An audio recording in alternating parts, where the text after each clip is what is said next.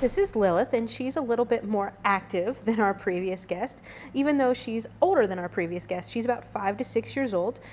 She is a domestic medium hair. Now, you might say, she doesn't look like a medium hair to me.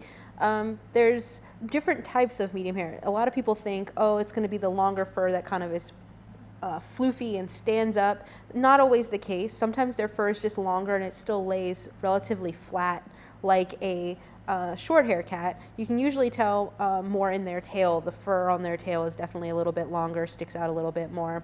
And Lilith was brought to us owned. The reason she's here is because she was a farm cat and they just had too many.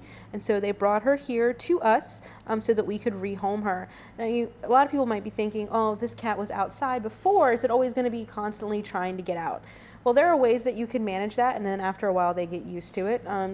Ways to open the door so they don't sneak out. But speaking from personal experience, I have a cat who was found as a stray, and he has no desire whatsoever to go outside anymore. He likes the lush life that he lives inside, where it's nice and warm or it's nice and cool depending on the weather, and he's perfectly content, never tries to sneak out of the house. So just because she lived outside once doesn't mean that that's going to be something that you constantly have to worry about.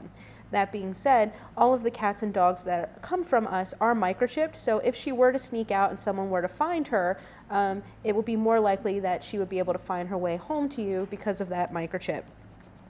The people who owned her previously said that she had lived with other cats as well as dogs, children of all ages. They say that she's friendly, calm, and independent, and she's definitely showing her independent side right now because she doesn't want to be sitting on a lap.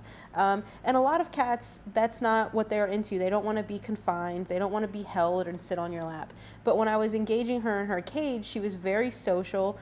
She was a little hesitant, but was very eager to be petted. She would walk up and let me pet her, and then if I tried to pick her up to bring her to the set, she would kind of back off a little bit, but she really wants those pets, so she kept coming back up.